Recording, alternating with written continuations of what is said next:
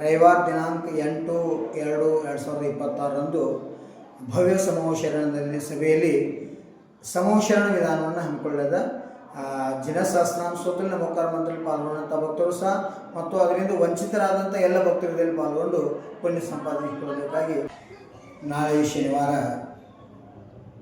7ನೇ ತಾರೀಕು ಸಾಯಂಕಾಲ 7 ಗಂಟೆಗೆ ಜಿನವಾಣಿ ಚಾನಲ್ನಲ್ಲಿ ಭದ್ರಗಿರಿಯಲ್ಲಿ ಜರುಗತಕ್ಕಂತಹ ಜಿನಸಹಸ್ರನಾಮ ಸ್ತೋತ್ರಾರ್ಚನೆಯ ಒಂದು ಕಾರ್ಯಕ್ರಮದ ವೀಕ್ಷಣೆಯನ್ನು ಎಲ್ಲರೂ ಮಾಡಬೇಕು. ನಾಳೆ ಸಾಯಂಕಾಲ 7 ಗಂಟೆಗೆ ಅದು ಜಿನವಾಣಿ ಚಾನಲ್ನಲ್ಲಿ ಬರ್ತದೆ.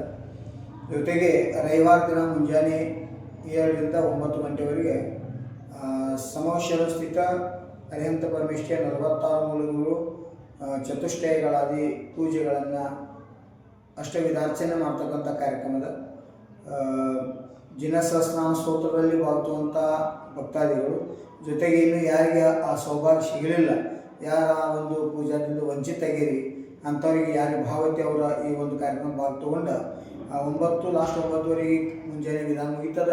ನಂತರ ಮತ್ತೆ ನೀವು ತಮ್ಮ ದಡ್ಡಿ ಪಂಚಕಲ್ಯಾಣದಲ್ಲಿ ಹೋಗಿ ಸಾತ್ಸೆ ಪುಣ್ಯವನ್ನು ಪ್ರಾಪ್ತ ಮಾಡಿಕೊಳ್ಬೋದು. ಈಗಾಗಲೇ ಶಿರಗುರ್ದು ಪಂಚಕಲ್ಯಾಣ ಅತಿ ವ್ಯವಸ್ಥಿತ ಸಾಗ್ಯದ. ಇವತ್ತಿನಿಂದ ತಮ್ಮ ದಡ್ಡಿ ಪಂಚಕಲ್ಯಾಣ ಸಹ ಶುರುವಾಗ್ಯದ. ಎಲ್ಲರೂ ಆ ಒಂದು ಪಂಚಕಲ್ಯಾಣ ಪ್ರತಿಷ್ಠಾ ಮಹೋತ್ಸವದಲ್ಲಿ ಪಾಲ್ಗೊಂಡು ಸ್ವಪರ ಕಲ್ಯಾಣ ಸಾಧಿಸಿಕೊಳ್ಳಿ. ಯಾಕಂದರೆ ತೀರ್ಥಂಕರರ ಕಲ್ಯಾಣ ನಮ್ಮ ಕಲ್ಯಾಣಕ್ಕೆ ನಿಮಿತ್ತ ಆಗಬೇಕು. ಆ ಉದ್ದೇಶ ಇಟ್ಕೊಂಡು ನಾವು ಇವತ್ತು ಪಾಷಾಣಾತ್ ಮಾಡ್ತಕ್ಕಂಥ ಒಂದು ಶಿಲೆಯನ್ನು ಸಂಸ್ಕಾರಪಟ್ಟ ತೀರ್ಥಂಕರ ಮಾಡ್ತಕ್ಕಂಥ ಸಂಸ್ಕೃತಿ ಅನಾದಿ ಕಾಲದಿಂದ ನಮ್ಮ ಧರ್ಮದಲ್ಲಿ ಬಂದದ.